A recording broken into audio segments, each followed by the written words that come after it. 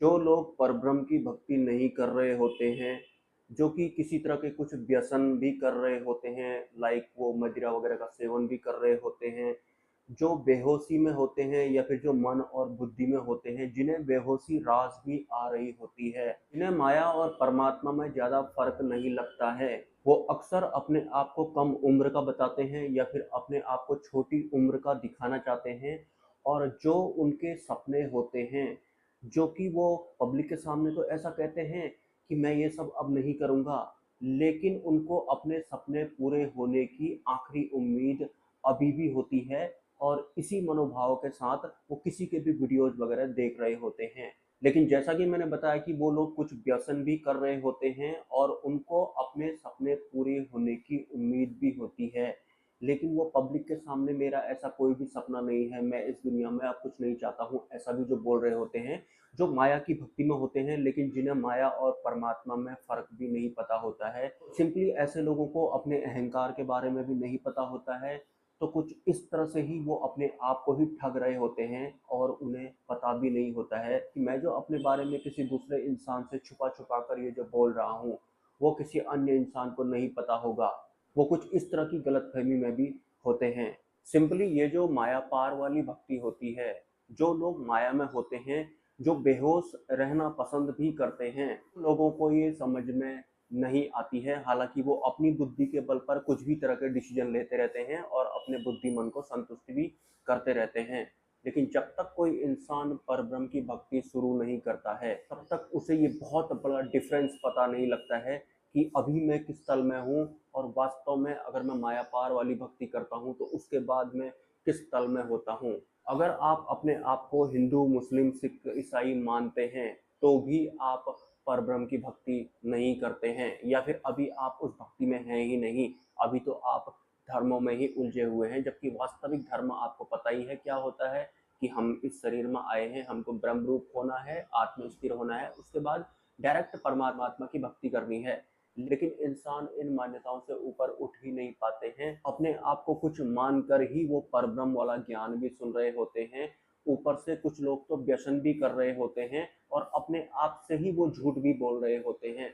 लेकिन जो इंसान परब्रह्म की भक्ति करता है, उन्हें काफ़ी कुछ स्पष्ट दिखाई पड़ता है, लेकिन जो उन्हें दिखाई पड़ता है, वो लोग जो अभी बेहोश होते हैं, वो समझने की पोजीशन में भी नहीं होते हैं। तो ये जो परब्रह्म पुरुषोत्तम भगवान स्वामीनारायण वाला ज्ञान है, ये हर किसी के लिए नहीं है। पहले इसमें पात्रता बनानी पड़ती है और अपने मन के विपरीत तो हर हाल में जाना पड़ता है। मन के विपरीत जाने की प्रैक्टिस आपको करनी पड़ेगी। जब तक आप मन के विपरीत नहीं जाएंगे, तो तब तक आप सिंपल सा एक कमेंट या फिर टेक्स्ट लिख देंगे कि जो भी इंसान मनी सर्कल में रहता है, उसे ना परमात्मा मिलता है, ना ही कोई सिद्धि और शक्ति। बस इतना कहकर वो पल्ला झाड़ लेते हैं। लेकिन उनके मन में यही होता है कि मेरा जो माया वाला सपना है, उसके पूरे होने के चांस अभी भी बहुत ज़्यादा हैं और यही मेरे सर्वाइव करने का एकमात्र मकसद है। कुछ इस तरह के ये लोग होते हैं, जो कि अपने आप को अक्सर ऊंचा साबित करने के लिए अपने आप को छोटा बताते हैं, अपनी उम्र कम बताते हैं।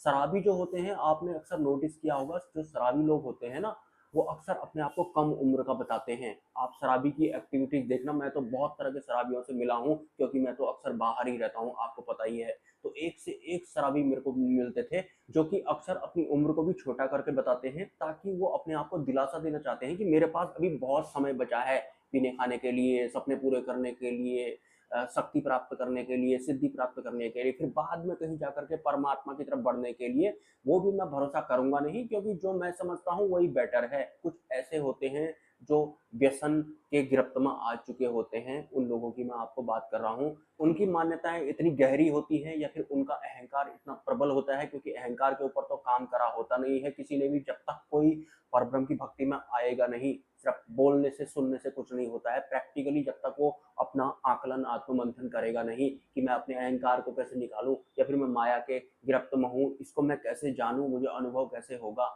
ये सब जब तक वो नहीं करता है, चिंतन मंथन नहीं करता है, तब तक वो अपने ही अहंकार में होता है। और अपने अहंकार को या फिर अपनी मान्यताओं को जायज ठहराने के लिए या फिर माया में ही रहने के लिए वो इस तरह के टेक्स्ट भी कर देंगे कि जो भी इंसान मनी के सर्कल में रहता है, उसे ना तो परमात्मा मिलेगा और ना ही उसको शक्तियां मिलेंगी। इस तरह का कमेंट करके वो पल्ला झाड़ लेते हैं। लेकिन देर दुरुस्त तो उनको एक दिन रिटर्न होना पड़ता है। यहाँ से कि वास्तविक आध्यात्म या फिर वास्तविक जागृति की शुरुआत होती है। बहुत सारे लोग हैं इस चैनल पर, मुझे लगता था कि वो काफ़ी कुछ अब समझने लगे हैं। काफ़ी कुछ लोग तो अभी भी पुरानी वाली मान्यताओं और धारणाओं में ही फंसे हुए हैं। बहुत गिने चुने लोग हैं जो कि परब्रह्म की भक्ति जिन्होंने शुरू की है और वो वहाँ पर प्रोग्रेस भी उनकी हो रही है, क्योंकि उन्होंने अपना मंथन करना शुरू कर दिया है। क्योंकि मैं कौन हूँ, मेरा वास्तविक स्वरूप क्या है, अगर ये मुझे जानना है, इसकी अनुभूति अगर मुझे चाहिए, तो सीधी सी बात है, मुझे अपने अंदर जो भी खोट होंगे, मेरे दोष जो भी होंगे, भले ही मेरी दृष्टि में दोष हो, फिर किसी अन्य तरह का दोष मेरे भीतर हो, उन सभी दोषों को भी स्कैन करके मुझे बाहर निकालना पड़ेगा। आवरणों की बात आपने सुनी होगी, तो परब्रह्म परमात्मा के अलावा आप जिनको भी मानते हैं, मान्यताएं मतलब, वो सब आवरण होते हैं। परमात्मा के अलावा आप जिनको भी इस दुनिया में मानते हैं, वो सब मन बुद्धि होते हैं, वो आवरण होते हैं। परमात्मा के अलावा किसी अन्य को अगर आपने माना तो आप जानबूझ के आवरणों में फंसे रहना चाहते हैं, उलझे रहना चाहते हैं। और जो लोग अपने आप को हिंदू, मुस्लिम, सिख, ईसाई मानते हैं, वो लोग जो ये इल्यूमिनाटी ग्रुप का हिस्सा होता है, जिसे कि राजनीति कहते हैं, उनके लिए वो बहुत यूजफुल होते हैं। वो लोग काफी, उनको प्रताड़ित किया जाता है राजनीतिक तत्वों द्वारा। जो लोग अपने आप को हिंदू, मुस्लिम, सिख, ईसाई मानते हैं, आपको इनसे ऊपर उठना है। इनसे ऊपर अगर आप नहीं उठेंगे तो आप जानबूझकर माया में रहना चाहते हैं, काल में रहना चाहते हैं, कर्म के अधीन बद्ध आप रहना चाहते हैं। ऐसे लोगों को भी जो ये इल्यूमिनाटी ग्रुप है, ये इनको लपेटता रहता है और वो खुद भी उससे ऊपर नहीं उठना चाहते हैं। वो तो अपने ही अहंकार में, अपनी मान्यताओं में ही वो काफी उलझ गए होते हैं और उन्हें ऐसा लग रहा होता है कि मैं जो भी जानता हूँ, समझता हूँ, जो भी मेरी मान्यताएं हैं, धारणाएं हैं, वो बिल्कुल सच हैं। अब मैं इस मान्यता के साथ में अब परब्रह्म की भक्ति करूंगा। नहीं कर पाएंगे आप। हिंदू, मुस्लिम, सिख, ईसाई से ऊपर उठ जाने चाहिए आप, उसके बाद जाकर के आप परब्रह्म की भक्ति कर सकते हैं। इस दुनिया की या फिर मानव सभ्यता की कोई भी हिस्ट्री रही हो, कुछ भी हुआ हो हमारे मानव सभ्यता से पहले या फिर 100 साल पहले, 200 साल पहले, उससे कोई फर्क नहीं पड़ता है। हम परब्रह्म की भक्ति करते हैं। क्या वो एक डिफरेंट आवरण है? वो बिल्कुल एक अलग व्यवस्था है, सेपरेट व्यवस्था है, जो हमेशा रहती है। लेकिन इंसान उलझा रहता है अपनी मान्यताओं में, अपनी धारणाओं में, और उन्हीं मान्यताओं और धारणाओं के तामझाम के साथ वो परब्रह्म के लेवल का ज्ञान भी सुन रहा होता है। नहीं मिलेंगे आपको परब्रह्म। जो भी लोग इस तरह की सोच रखते हैं या फिर मान्यता रखते हैं कि जो इंसान मनी के सर्कल में रहेगा, उसे ना तो परमात्मा मिलेगा, ना ही उसे शक्ति या फिर सिद्धि मिलेगी, तो माया में रहने के बाद आप इसी तरह का सोच सकते हैं और अपने आप को और ज्यादा बेहोश आप कर सकते हैं। और जहां तक बात रही अवचेतन मन में आपके छुपे हुए माया वाले उन सपनों की, तो उसको आधार बनाकर ही आप ये सब यहाँ पर देख रहे हैं, डिस्कशन वगैरह आप कर रहे हैं। आप पूर्ण रूप से अहंकार में हैं। और जो लोग अपने आप को हिंदू, मुस्लिम, सिख, ईसाई समझते हैं, मानते हैं, जो इंटरनली, वो लोग भी अहंकार में हैं। आप लोगों को जरा इस आवरण से बाहर जाना है।